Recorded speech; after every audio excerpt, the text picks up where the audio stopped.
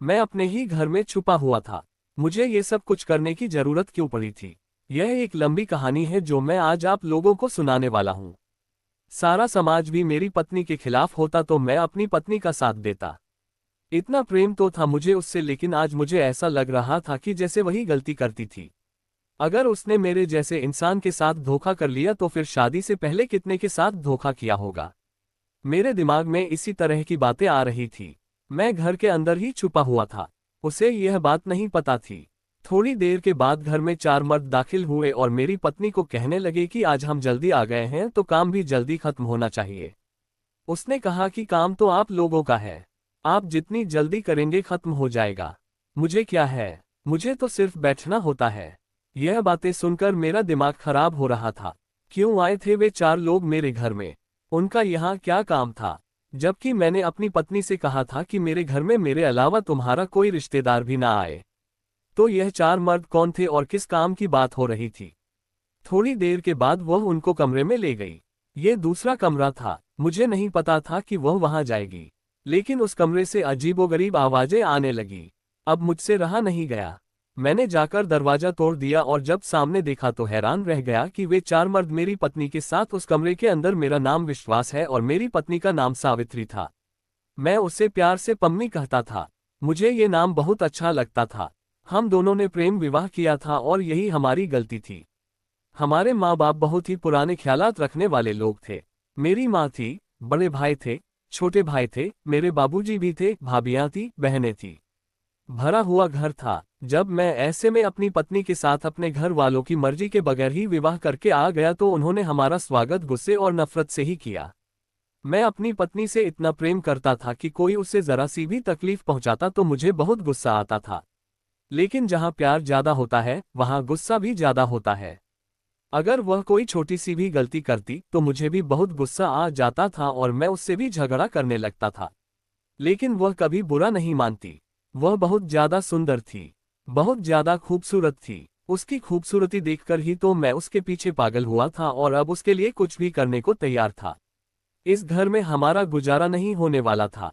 मुझे पता था कि मेरे घर वाले उसे कबूल नहीं करेंगे, पर यह नहीं पता था कि वे सारे मिलकर एक तरफ हो जाएंगे और हमारे खिलाफ प्लान बना लेंगे। मुझे इस बात के बारे में बताना चाहिए था। मैं यही सोचता रहता कि यह वही नफरत है जो हर सास, बहू और भाभी जेठानी में होती है। लेकिन मैंने अपनी माँ की बातें सुन ली। उसने कहा कि इतना तंग करूंगी इसे कि यह यहाँ से भाग जाएगी। मेरी पत्नी पर उन लोगों ने बहुत जुल्म किए, लेकिन उसने कभी मुझसे शिकायत नहीं की थी। पर मैंने अपने कानों से सुन लिया था। मैं बड़ा परेशान था। मैंने अपने एक दोस्त से बात की। उसने कहा कि यहाँ करीब ही एक बहुत बड़ा घर है। जिनका घर था मालिक यहाँ पर नहीं है, विदेश चले गए हैं और उस घर में जाने का एक रास्ता है। अगर तुम वहां जाकर रह लो, किसी को पता भी नहीं चलेगा। अंदर सामान भी पड़ा है। मैंने कहा कि अगर किसी को पता चल गया तो फिर क्या होगा? उसने कहा कि उस घर का रखवाला एक बूढ़ा आदमी है। उसे महीने के कुछ पैसे दे दिया करेंगे तो वह अपनी जुबान नहीं खोलेगा। घर पड़ा पड़ा खंडहर हो रहा है। जिनका था शायद भूल ही गए हैं। तुम वहां पर जाकर रह लो। अपनी पत्नी को अपने घर वालों से बचाओ, नहीं तो उसकी सारी जवानी और खूबसूरती घर में खत्म हो जाएगी। फिर बाद में पछताओगे। ना तुम्हारे काम की रहेगी ना ही किसी और काम की। जब इंसान प्रेम विवाह कर लेता है तो उसे इस बारे में पता होना चाहिए कि घर वाले कभी भी साथ नहीं देते। अपना ही कोई इंतजाम करना पड़ता है। जब मुझे रहने के लिए मुफ्त में घर मिल रहा था और सामान भी मिल रहा था तो फिर मुझे और क्या चाहिए था? मैंने सोच लिया कि अपने दोस्त की बात जरूर मानूंगा और उस घर में अपनी पत्नी को ले जाऊंगा। पर कहते हैं ना कि मुसीबत कभी अकेली नहीं आती। हम लोगों ने इस घर से निकलने का प्लान तो बना लिया पर हमारे पास कुछ भी नहीं था। सुना था कि उस घर में थोड़ा बहुत सामान है, लेकिन कितना सामान होता? इतना तो नहीं कि घर को चला सके। हमें पैसों की जरूरत थी। कोई पैसे देने को तैयार नहीं था। मेरी नौकरी भी अभी अभी लगी थी। मैं एक ऐसा नौजवान था जो बस अपनी ही जिंदगी में बिजी था। उसे एक लड़की पसंद आ गई। उसने उससे शादी कर ली और अब उसे हकीकत की दुनिया का सामना करना था। जब मैंने यह बात अपनी पत्नी को बताई तो वह बहुत खुश हुई, लेकिन उसने कहा कि इस तरह हमारे लिए बहुत मुश्किल हो जाएगी। वह कहने लगी कि फिर क्या इनकी दी हुई छत के नीचे बैठे रहे और गालियां खाते रहें। इस तरह की जिल्लत की जिंदगी गुजारने के लिए मैंने तुमसे शादी नहीं की। जिससे मोहब्बत की हो उसे मुसीबत में नहीं डाला करते। मेरी पत्नी ने कहा कि आपने यह बात कहकर मेरा दिल जीत लिया। अब सारी जिंदगी भी आप मुझे मुसीबत में डालें, मुझे कोई फर्क नहीं पड़ेगा। पर मैंने उसे समझाया कि नहीं, जिनसे मोहब्बत होती है उन्हें संभाल कर रखते हैं और मैं तुम्हें संभाल कर रखना चाहता हूँ, वह भी सिर्फ अपने लिए। इसीलिए अब हम यहाँ से चले जाएंगे। जब हमने घर वालों को ये बात बताई तो उन लोगों की शक्ल देखने वाली थी। वे तो समझते थे कि यह सारी जिंदगी हमारे नौकर बनकर गुजारेंगे, हमारी बातें सुनते रहेंगे और हम इनके ऊपर अपना गुस्सा निकालते रहेंगे।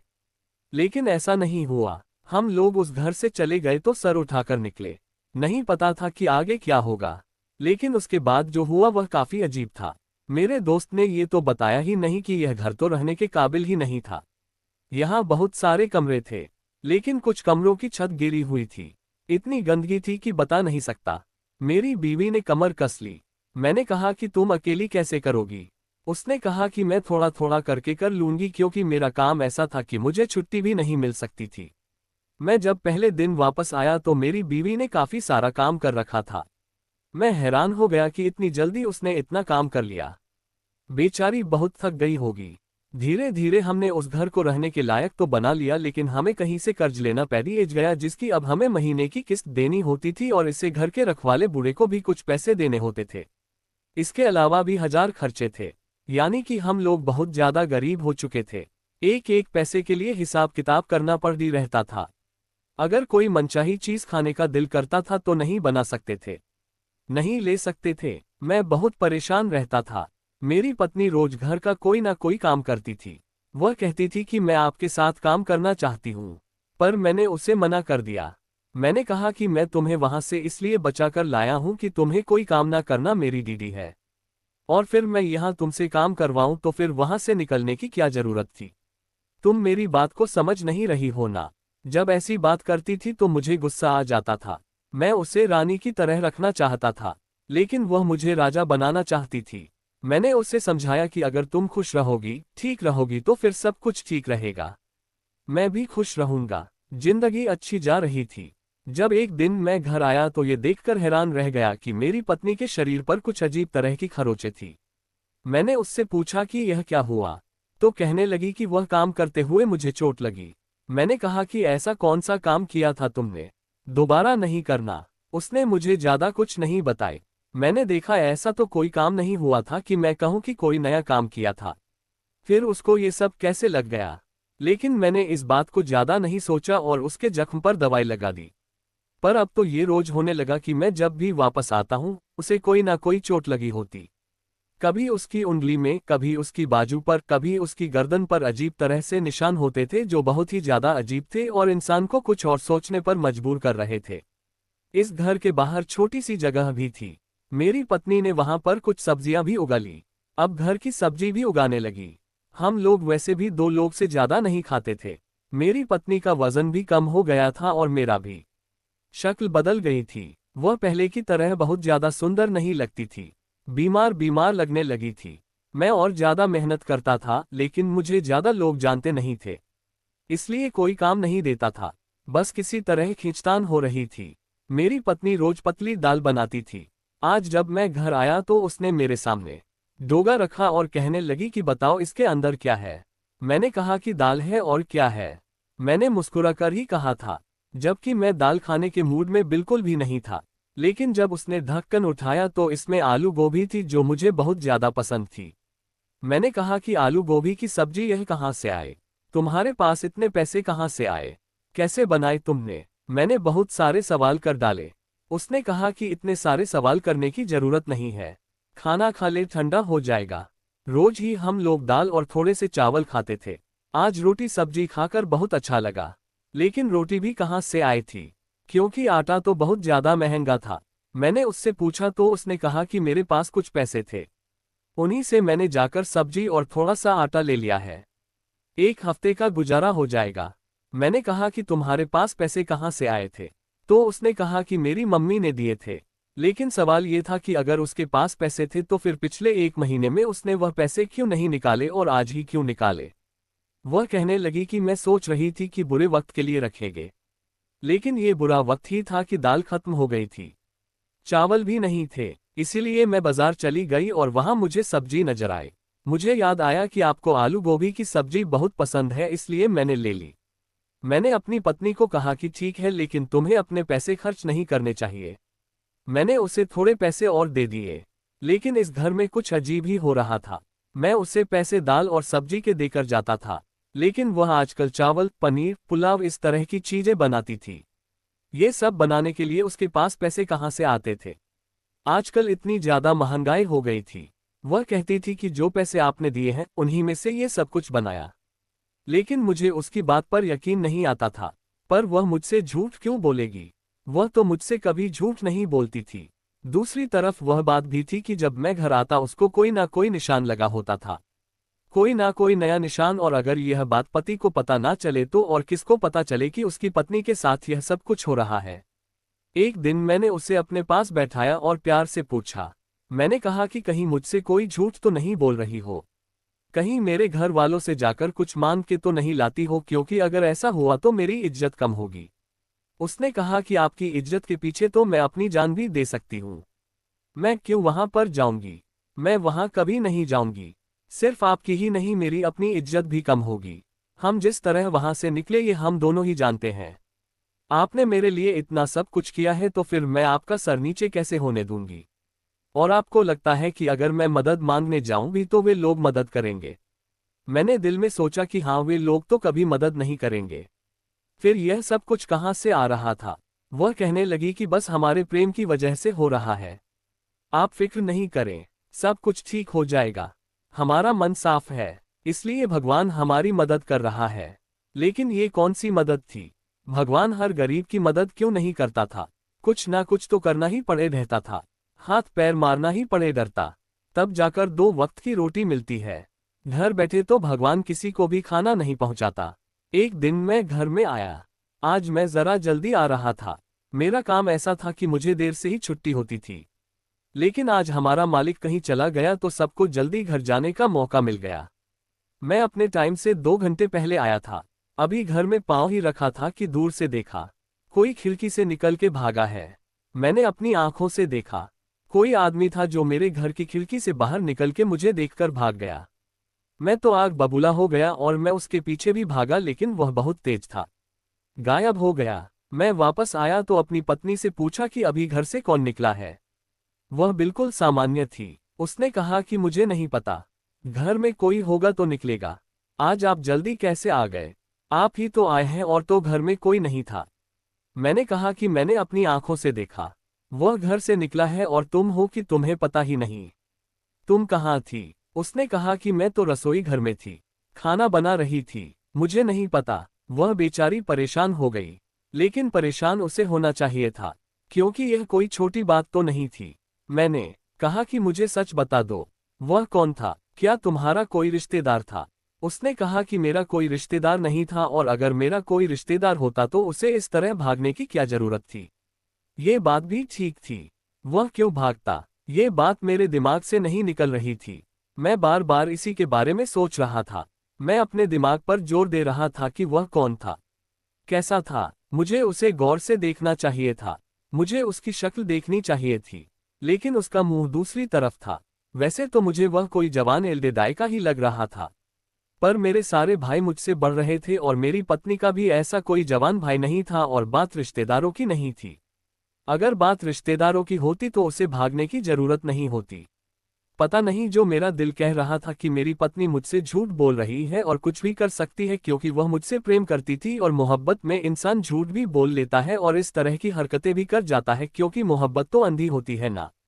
उसे तो पता ही नहीं होता कि क्या हो रहा है। मैं जिस जगह काम करता था उन लोगों ने मुझे साइकिल दी हुई थी।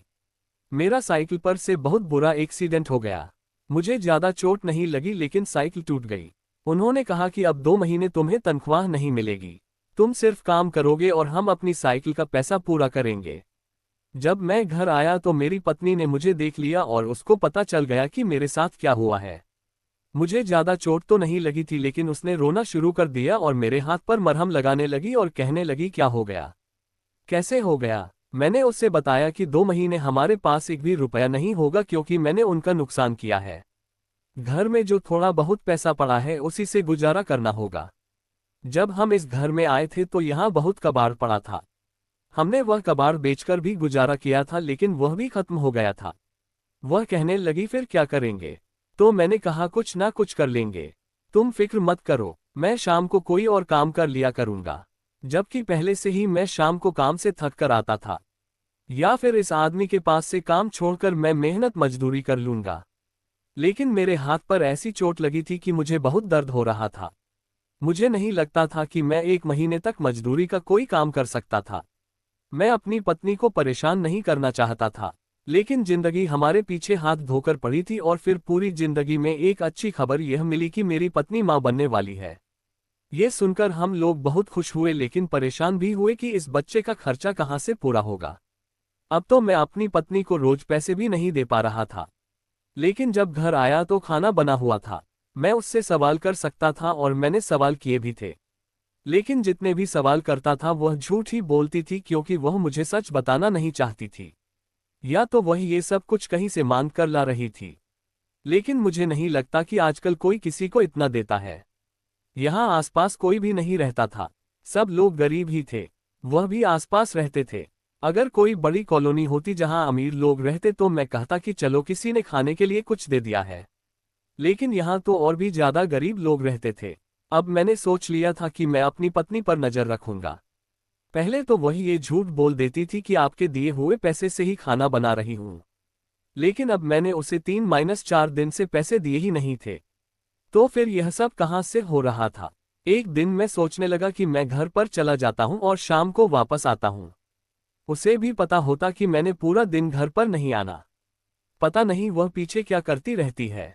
क्यों ना एक दिन मैं उस पर नजर रखूं। इतना बड़ा घर था, अगर मैं इसी घर के किसी कोने में छुप जाता और कहता कि मैं तो चला गया हूं तो क्या फर्क पड़ता था। वह मुझे कभी भी घर के अंदर से तलाश नहीं करती। वह तो यही समझती कि मैं काम पर चला गया हूं और मुझे पता चल जाता कि वह मेरे जाने के बाद क्या करती है। अगले दिन मैंने प्लान बना लिया। मैं कह रहा हूं कि मैं जा रहा हूं। वह मुझे दरवाजे तक छोड़ने के लिए आती थी, मुझसे मिलती थी, गले मिलती थी। मैं उसे कहता था, अपना ख्याल रखना, ज्यादा काम मत करना, और वह भी ऐसा ही कहती थी। उसने मुझे अलविदा कहा और मैं सड़क तक चला गया। जैसे ही वह अंदर गई, मैं पीछे से मुड़कर घर के पिछले दरवाजे से अंदर दाखिल हो गया। पिछला दरवाजा वैसे ही टूटा हुआ था।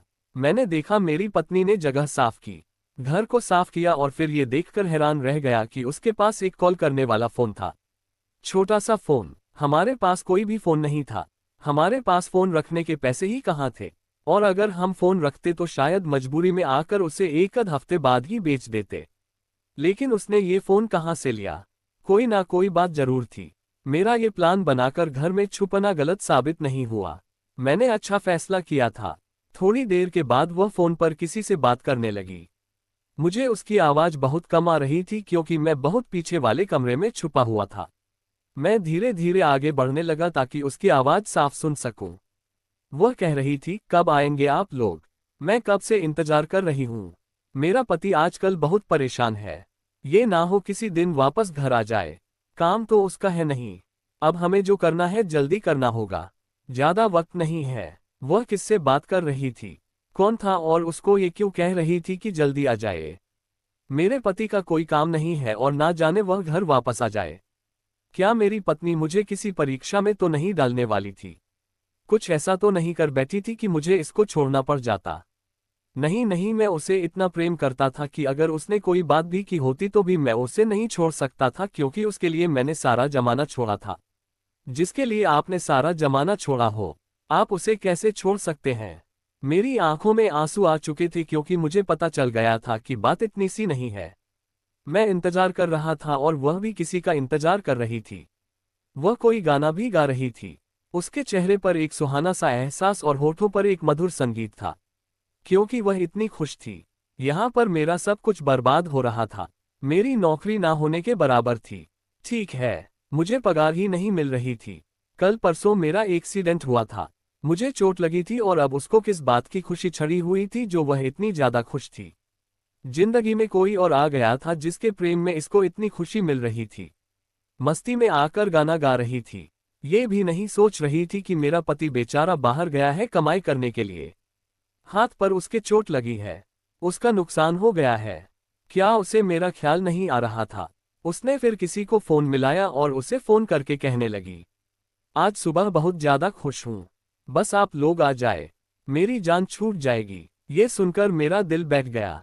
किससे जान छुटाने पर खुश हो रही थी? क्या मुझसे दूर जाना चाहती थी? मुझसे तो मेरा साथ कुछ भी नहीं था। फिर मैंने सोचा कि वह मेरे साथ ऐसा कुछ कैसे कर सकती है। मैंने उसे दिया ही क्या था? कुछ भी तो नहीं दिया था। इस खंडहर में रखा हुआ ही क्या था? खाने को सिर्फ दाल मिलती थी। मैंने तो उसके लिए कोई चीज भी नहीं खरीदी थी। और अब बच्चा होने वाला था। बच्चे का क्या? आगे क्या करना था हमें? हमारे पास बच्चे के लिए भी पैसे नहीं थे। अगर कोई मर्द किसी औरत को ऐसे माहौल में रखे तो वह वहां से भागना ही चाहेगी। और अगर फिर वह भाग जाए तो मर्द को यह नहीं कहना चाहिए कि औरत मुझे धोखा देकर चली गई, क्योंकि ऐसे माहौल में कोई भी खुश नहीं रहता। मैं अपने बारे में सोचूं तो मैं भी तो ऐसे ही माहौल में नहीं रहना चाहता था। क्या किसी का सपना होता है कि मैं रोज सिर्फ दाल खाऊंगी, खंडहर में रहूंगी, बाजार से कोई चीज नहीं खरीदूंगी, और बस यही मेरी दुनिया है, यही मेरी खुशियां हैं? नहीं, नहीं, ऐसा नहीं होता। मेरी पत्नी अगर कुछ कर रही थी तो शायद ठीक ही कर रही थी कि मुझसे बहुत तंग आ गई होगी। पर मेरे साथ तो ये बहुत बड़ा हो रहा था। मेरा क्या कसूर था? अगर मैं गरीब था तो मैंने तो उसके लिए सब कुछ छोड़ा था। अब मैं यही सब कुछ देख रहा था कि सामने के जो मंजर मैंने देखे, मेरी तो दुनिया ही लुट गई। 4 आदमी घर में दाखिल हुए। मेरी पत्नी ने उनके लिए दरवाजा खोला था। वे सब बहुत ज्यादा खुश लग रहे थे। मेरी पत्नी ने कहा, बहुत ज्यादा काम है, जल्दी जल्दी खत्म करना है, बारी बारी आ जाए आप लोग। अब तो मेरा दिल बैठ गया। वे एक कमरे के अंदर चले गए। वहां से कुछ आवाजें आने लगी। अब वह कमरा मेरी आंखों के सामने तो नहीं था। मैं उसके दरवाजे के पास खड़ा हो गया। अंदर से आवाजें आ रही थी। आदमी कह रहे थे, वाह क्या बात है, क्या बात है। मेरा तो दिमाग खराब हो गया। मैंने दरवाजे को तोड़ना शुरू कर दिया। शायद दरवाजा खुला हुआ था लेकिन सिर्फ वैसे बंद किया था, उसकी कड़ी नहीं लगी हुई थी। मैंने एक झटके से दरवाजे को धक्का दिया और मैं अंदर जा गिरा। सामने का मंजर देखकर हैरान रह गया। मेरी पत्नी भी हैरान रह गई कि मैं वहां पर कहां से आ गया। और वे आदमी समझे कि मैं कोई और हूं। उन्होंने मुझे उठाया और धक्का देकर पूछा कि यह कौन आ गया हमारे घर में, क्योंकि जिस तरह से मैं आया था इस तरह तो कोई चोर ही आता है। मेरी पत्नी ने कहा, अरे छोड़ो छोड़ो, यह मेरा पति है, छोड़ो इसे। उन्होंने मुझे छोड़ा और मुझसे माफी मांगी और कहने लगे, माफ कीजिए भैया, हमें नहीं पता था कि आप दीदी के पति हैं। मैंने कहा, दीदी तुम लोग कौन हो, यहाँ क्या कर रहे हो, और अगर ये तुम्हारी दीदी है तो इस कमरे में क्या कर रहे हो? लेकिन जैसे ही मैंने आसपास देखा, मुझे मेरे सारे सवालों के जवाब मिल गए। मेरी आंखों में आंसू आ गए। मैंने उन सब के सामने अपनी पत्नी को गले लगा लिया और फूट फूट कर रोने लगा। मेरी पत्नी ने कहा, अब क्यों रोते हो, सब कुछ ठीक हो गया है। क्योंकि उस कमरे में जो चीजें पड़ी थी वह बहुत हैरान कर देने वाली थी। अब मुझे समझ आ गया था कि मेरी पत्नी के शरीर पर जख्म क्यों लगते थे, ये लोग यहाँ पर क्यों आए थे और मेरी पत्नी क्या कर रही थी। मैंने आसपास देखा। इस कमरे में बहुत सारे कांच के बर्तन पड़े हुए थे जो चमक रहे थे। इसके अलावा ऊन के बने हुए कपड़े भी थे और यह सब कुछ बिल्कुल तैयार माल था जो ये लोग यहाँ से लेने के लिए आए थे। इतना माल था कि शायद बहुत सारे पैसे देकर जाते। मेरी पत्नी ने मुझे बताया कि जब हम इस घर में आए तो ये कमरा बंद था और इसके बाहर ताला लगा हुआ था।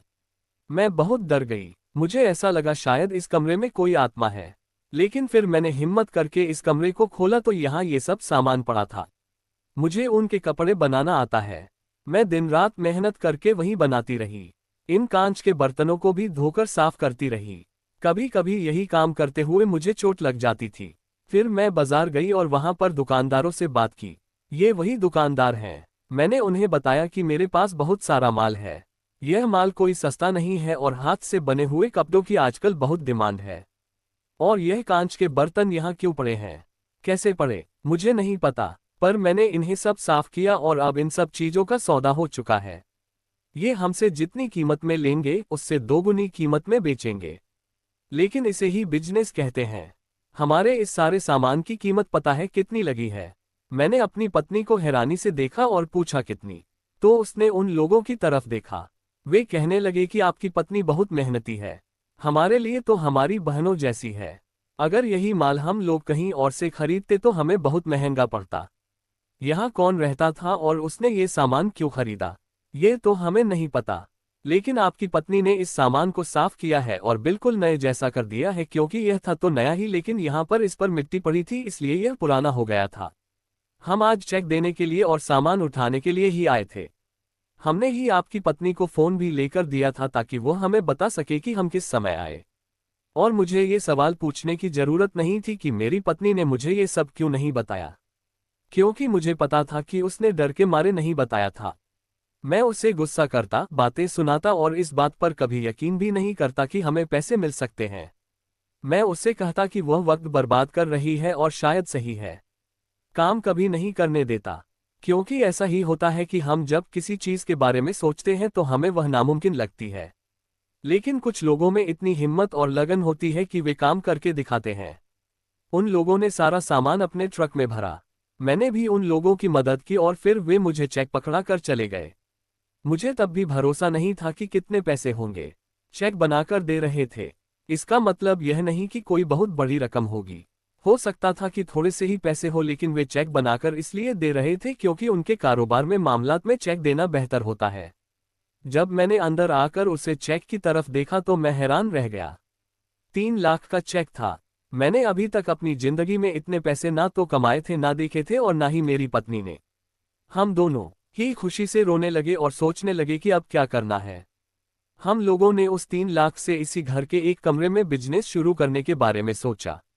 मेरी पत्नी के लिए मैंने बहुत सा सामान लिया, कुछ औरतों को भी रख लिया जो करीब के गांव से आती थी और अब सब औरतें बैठकर हाथ से बने हुए कपड़े बनाने लगी।